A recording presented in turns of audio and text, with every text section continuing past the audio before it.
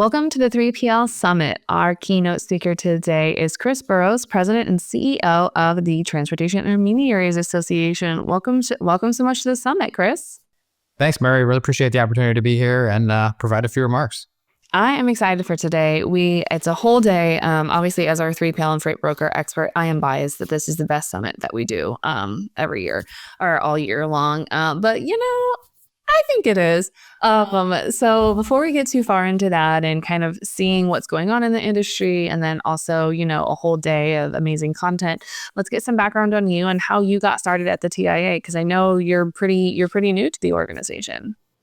Yeah, certainly new to the role of President and CEO. Been in the role since the end of November 2024, but not new to the organization. Been with TIA for over 13 years. Really all that time in the capacity in the government relations department. So kind of my background and history, all of which has been government affairs. I got to college, I started working for the House Transportation and Infrastructure Committee.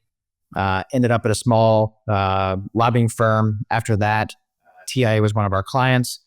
So got to know the executive leadership team, our former CEO, Bob Voltman. 13 years ago, you offered me a job to come in-house, started TIA as a manager, and here I sit as the new president and CEO. I love it. It's I definitely meant new to the role. I love that you've been around for so long and kind of have seen the ebbs and flows, and every president has their own take on everything. So I'm glad that you get to leave your stamp on it now, and kind of at arguably one of the most tumultuous times in the supply chain and 3PL intermediary space, because we're seeing a lot of I don't want to call it unprecedented situations, because let's save those for some dramatic things. But we're seeing a lot more rise of things that don't have easy problems to solve. You're seeing a rise of fraud, of cargo theft, of MC manipulation, other things like that are really, honestly, sometimes you feel like you're trying to catch a ghost. And I know some of that does rely on the counterparts over at the FMCSA, but also, obviously as the TIA, you guys have that vested interest in protecting and ensuring that 3PLs and freight brokers and everyone have that resources and have someone looking out for them. So when it comes to what you're seeing on the rise, that's a little trickier to solve. Obviously, fraud is one of the very hot button issues. What are some of those common types of fraud that you guys are seeing that are kind of really hard to just kind of catch? Like, obviously, if something gets stolen, you can report it to police, et cetera, et cetera. But we're seeing the rise of, I don't want to call them creative criminals, but we're seeing that being such a huge thing. What are some of those common types of fraud that you're seeing? Yeah, so just, generally on the topic of fraud, not a new issue to the industry. I actually remember one of the first pieces of legislation I worked on at TIA was called the Fighting Fraud and Transportation Act back in 2011. Now, at that time, it was kind of your traditional double brokering schemes where, a carrier may take a load and then for whatever reason, maybe they didn't have the capacity, maybe they found something better, they kind of would broker that load out to, a buddy of theirs, another carrier. Again, none of it was nefarious. It just wasn't a level playing field for the brokers in the space, our members, and that kind of got roped up into kind of the fraud aspect of it, unlawful brokerage activities. Really, what we see now is just a massive, criminal enterprise. It's a well-organized, well-funded enterprise that really just exploded during the COVID pandemic. We did a fraud data report recently, and our members reported kind of year over year a 600% increase in cargo theft. So it's just a massive amount. These criminals are very smart. Like I said, they're well organized, well funded, and they're very good at picking out kind of those hot commodities and targeting what's hot. So a few years ago, copper just exploded in terms of price. So you see a lot of the copper theft going on. During the pandemic, we all remember the baby formula shortage. That's been a massive thing we've seen a lot of cargo theft on throughout the last couple of years. Recently, I saw a Wall Street Journal article dealing with stolen eggs. That's obviously a huge hot button issue as everyone goes to the grocery store, sees the prices of eggs. what's going on with the bird flu, et cetera. So they're very good at picking commodities that are hot in the marketplace, and really kind of taking advantage of that situation. So we're doing a lot kind of on our front internally with an internal fraud task force within TIA. We're kind of keeping our members abreast of the latest development, the latest strategies that are going on. Because to your point, Mary, it's constantly evolving. It's constantly changing. They are getting very creative in what they're utilizing in terms of strategies and theft tactics, et cetera. So it's just keeping our members aware, and then also working in coalition with other industry trade groups like ATA and OIDA and the retailers and National Industrial Transportation League. A lot of these great groups out there who are dealing with the same issues, because the fraud impacts everybody. It impacts the shippers, the brokers, the carriers, and ultimately, as we see, the end consumers when we go to the stores. So we got to work together to combat this issue. We got to share best practices where we can to combat this problem. And then, finally, we're doing a lot of work with Congress. We're doing a lot of work with the administration. We're doing a lot of work with FMCSA, really to kind of get the agency off the sidelines a little bit and addressing this problem. I remember sitting down with our former CEO, Ann Reinke, in 2020 with FMCSA, and the agency has this national consumer complaint database where public can go in and make complaints about a variety of things. And we asked FMCSA, we said, hey, how many complaints do you have in this national consumer complaint database relating to fraud or unlawful brokerage activities? And they just hired this guy who was like, I think it was like his first or second day to oversee this database. And he was like, I crunched the numbers for this meeting. It's like 80,000. We're like blown away. And we're like, well, what are you doing with these? And they're like, we're not sure. So that's a problem. And the agency is signaling things that they're doing. They're modernizing their registration system. They've hired a company, IDENIA, to come in and do personal background checks on folks that are applying to become a broker or a carrier or a forwarder. So they're signaling the right thing. Obviously, time is always kind of the problem with the agency in terms of getting things done in a timely manner that has an impact on industry and can help our guys and help the industry and help the supply chain and a somewhat soon time frame. And again, there's a lot going on in DC. So we'll kind of wait and see how that plays out with terms of the federal government in terms of getting some of this stuff implemented. But we got to bottom line is we got to work together as industry stakeholders to address this huge problem. I think that I would almost yearn for a simple double brokering. I would just yearn for a carrier double brokered something.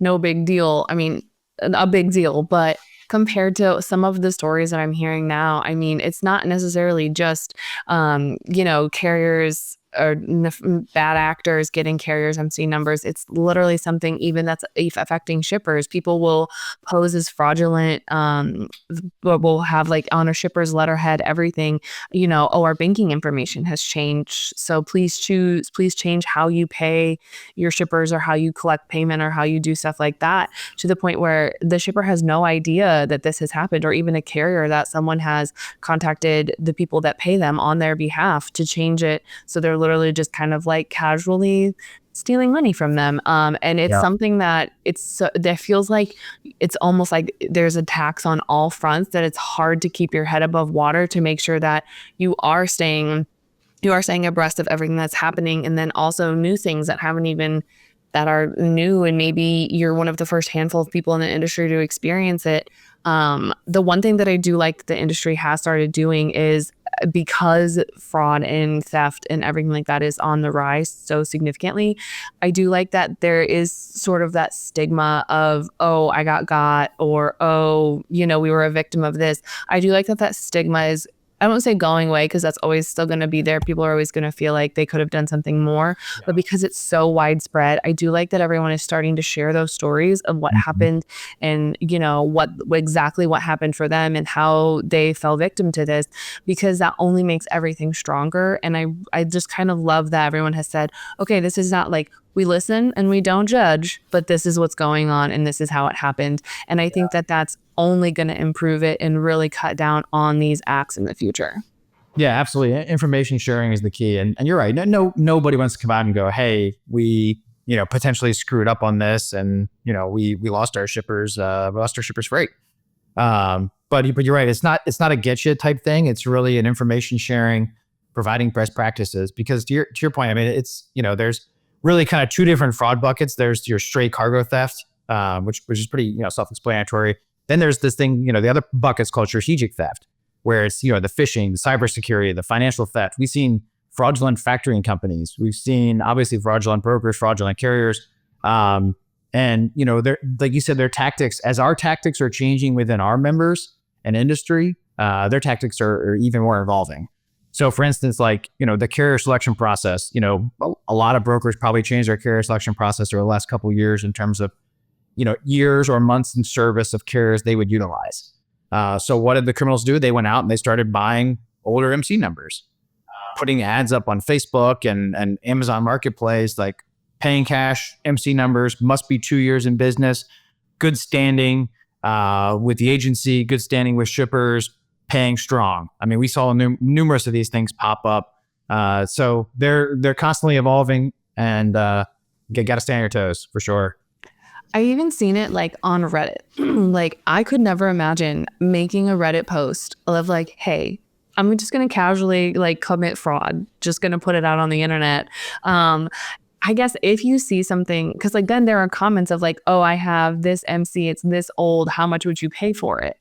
And so it just like literally on Reddit, and I'm just like, this doesn't feel like a Reddit type of conversation, but it is. So I guess if you are a member of TIA and you see these posts or anything like that, is there anything you can do? Like obviously you can't really like report it to reddit.com as like a flag or like a thing.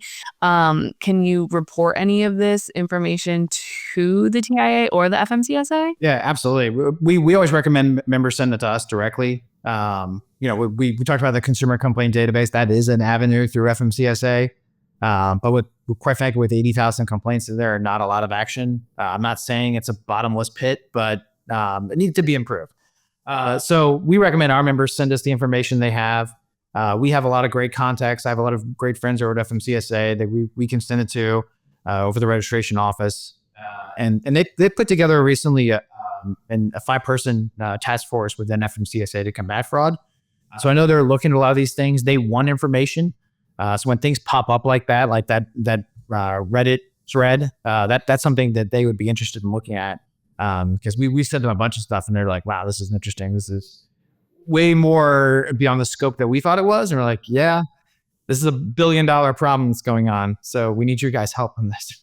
It's still just so shocking that just like on average channels, not even like you need to knock 3 times with a special knock on a door to get into something just to find any information. Literally just like on Facebook, on Reddit, on Twitter, on everything. They're just like, hey, yeah, we'll take it. Yeah. Just to be so bold. I could truly never.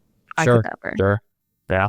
So when it comes to what you're seeing for 2025, obviously theft and fraud is pretty top of mind because it's something that's literally affecting the entire industry. And as you mentioned, it's a $1 billion problem.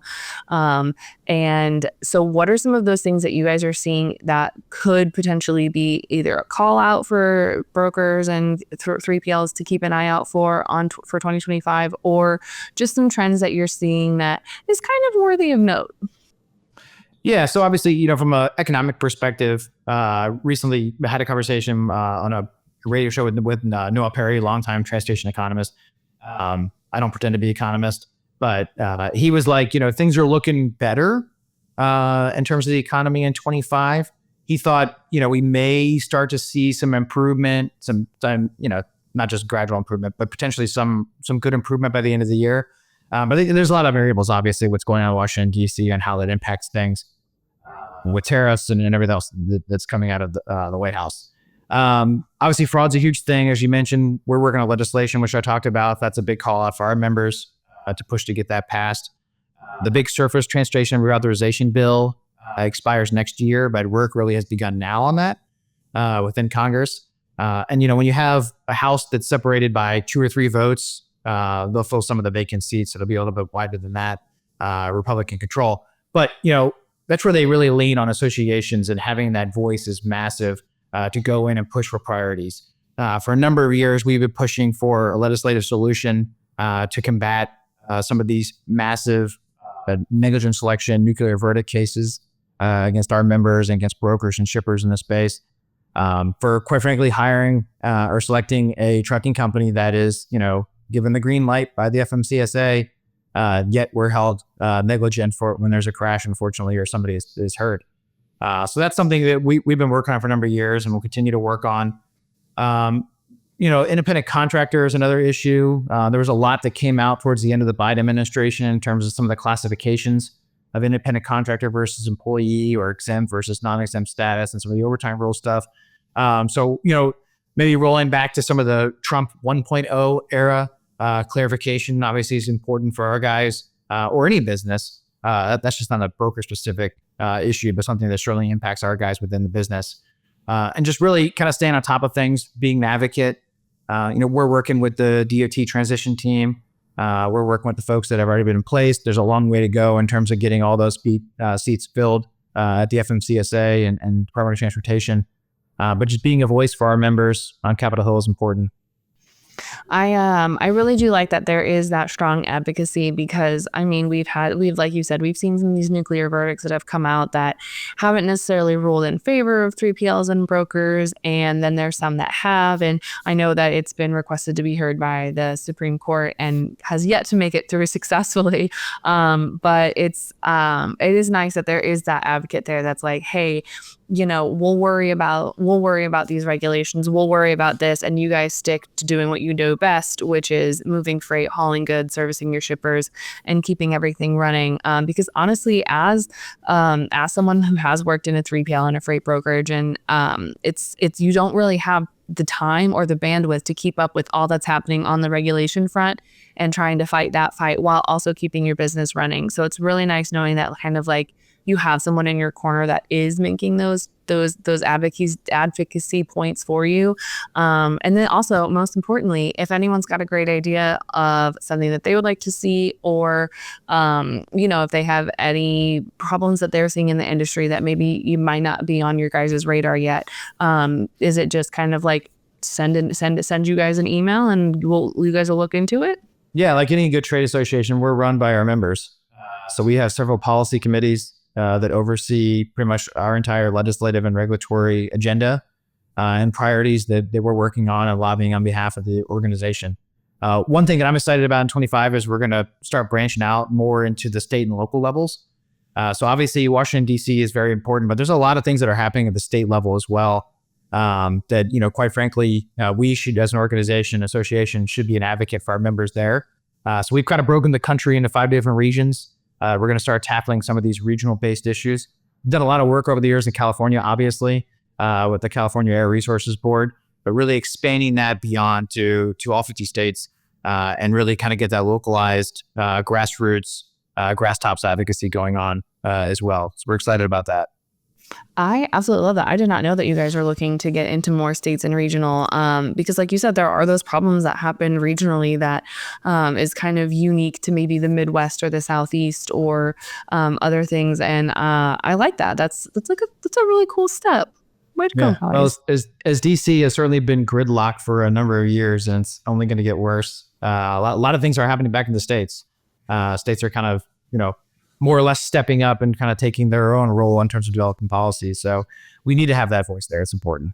Absolutely, because it's, anything that's going to overall impact your members, you gotta be there, I want to say swinging for them. That's a really bad analogy, but you got to be there for them, showing up and, just being that person.